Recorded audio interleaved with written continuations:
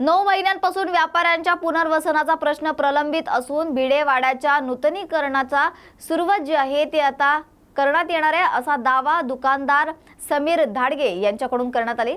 मात्र पूर्वीपासून असलेल्या व्यापाऱ्यांचा प्रश्न अद्यापही प्रलंबित आहे। सरकारने व्यापाऱ्यांना आश्वासन देऊन वाड्याच्या ठिकाणी दुकानं आणि शाळा आणि वाडा असे एकत्रित करून बांधकाम करू, मात्र अद्यापही दुकानदारांचा प्रश्न प्रलंबित आहे। प्रश्न निकाली न निघाल्यास आक्रमक आंदोलनाचा पवित्रा देखील या ठिकाणी घेतला गेलाय। तर वाड्यात 7 दुकान असल्याने जवळपास 70 ते 80 जण मागील 9 महिन्यांपासून बेरोजगार असल्याचं देखील त्यांनी यावेळी सांगितलंय। व्यापाऱ्यांचं पुनर्वसन सावित्रीबाई फुलेंचा विजय असो।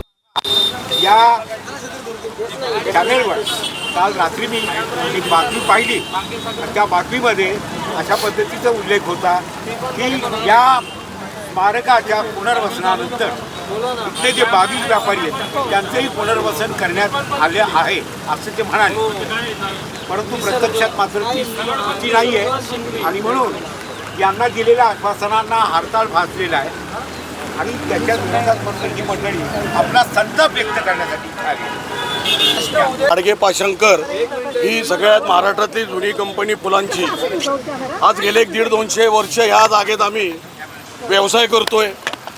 आज आम्हाला सावित्रीबाई फुलेंचं स्मारक करायचं आहे। ठीक आहे, आम्ही स्मारकाला कधी विरोध केलेला नाही सावित्रीबाईंच्या, तरी आम्हाला एक विनंती, अनेक पुढाऱ्यांनी आम्हाला आश्वासने दिली की तुम्हाला जागा देण्यात येईल, पर्याय जागा करा, तुमचं पुनर्वसन करण्यात येईल। कालच एक टीव्हीवर बातमी होती की सर्वांचं पुनर्वसन करण्यात आलेलं आहे। तर मला असं म्हणायचं मीडियाने किंवा सगळ्या मंत्र्यांनी दाखवावं की आमचं पुनर्वसन केलं आहे। याकरता आज या भूमिपूजनच्या दिवशी आम्ही विचारायला आलो आहे की आमच्या व्यापाऱ्यांचं भूमिपूजन, आमचं पुनर्वसन कुठं केलं आहे हे आम्हाला दाखवलं तर खूप बरं होईल। जो आमच्या अन्याय झाला, गेले 9 महिने आमचं पोटीमार झालेलं आहे। आज आमच्या 80 कामगार रोडवर आलेत। काही व्यापाऱ्यांनी कामगारांना या गणपतीत 9 दिवस नारळ विकायला बसवलं होतं, तर आज त्यांचा संसार तर चालला पाहिजे। आज आम्ही क्वचित व्यापार आमचा बंद गेले 9 महिने, आम्हाला कुठलं पुनर्वसन नाही आहेत आणि आम्हाला आश्वासनं दिलेली आहेत काही मंत्र्यांनी। आमच्या मिटिंग झाल्यात नगरपालिकेत, आमच्या मंत्रालयात कॉन्फरन्सवर मिटिंग झालेल्या आहेत, त्यांचे काही माझ्याकडे पुरावे आहेत। अजूनसुद्धा काही आम्ही प्रपोजल फसवणूक केली आमची। आम्ही काही मंत्र्यांसमोर आम्ही प्रपोजल मांडले की ह्या पद्धतीने स्मारक जर केलं, जो प्लॅन सँक्शन आहे कॉर्पोरेशनने केलेला त्याचप्रमाणे तुम्ही दुकानदारांना दुकानं द्या खाली आणि वर स्मारक करा। आम्ही व्यापाऱ्यांनी एक प्लॅन दाखवला, याप्रमाणे तुम्ही करा।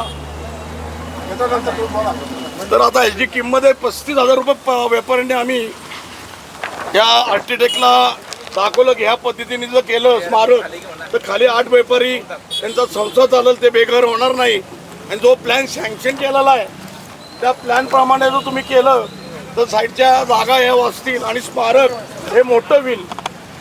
तोंडावर नंतर दाखवते फुटेज घेऊ, तुमची मागणी काय आता ते सांगा। आमची मागणी आहे आमचं पुनर्वसन व्हावं, नाही तर आहे त्या जागेत आम्हाला दुकानदारी द्यावी। नाही झाले तर आम्ही त्रिवध आंदोलन करू। आम्हाला रस्त्यावर उतरण्याची वेळ आणू नका। हे बघा, आम्ही 8 व्यापारी आहेत आणि रहिवासी वेगळे आहेत, रहिवासी बेघर झालेत, काही भाड्याच्या घरात राहत आहेत, काही रस्त्यावर राहत आहेत। आम्ही भुजबळांना अनेक वेळा भेटलोय, पण भेटून काय अर्थ आहे? काही मोबदला दिलेला नाहीये। काल टीव्हीवर दाखवलोय, कधी काल आम्ही नाही भेटलो। त्याच्या अनेक याच्या अगोदर वेगळ्या मीटिंग आहे ना, फोटो मोबदला आम्ही जागा देऊ किंवा मोबदल्यामध्ये पैसे देऊ, काहीच नाही। मोबदला काही मिळालंच नाही तर त्यात काय अर्थ आहे? कुठं दिली जागा? आम्ही पण हाय ती जागा कशा करता सोडा आणि दिली तर बाहेर जाऊ। आम्हाला आतापर्यंत कुठल्याही मिटिंगला पुनर्वसन करू, पैसे देऊ, जागा देऊ, आम्हाला विश्वासच घेतलं नाही। अनेक वेळा आम्ही कोर्टात सुद्धा काही मंत्र्यांना भेटलेलो आहे की तुम्हाला जागा देऊ, आमच्याकडनं प्रपोजल घेतलेत, आमच्याकडनं मिटिंग घेतलेत। आम्ही आंदोलन तीव्र करू, आम्ही रस्त्यावर उतरू, अनेक गोष्टी आंदोलनात येईल। ह्या सरकारने आमच्यावर व्यापाऱ्यांवर लक्ष द्यावं, नाही तर पुढचं काही जे सरकार येईल ते आमचं निदान ते तरी पुनर्वसन करेल। न्यूज मराठी 24/7 नवा भारत नवा विचार.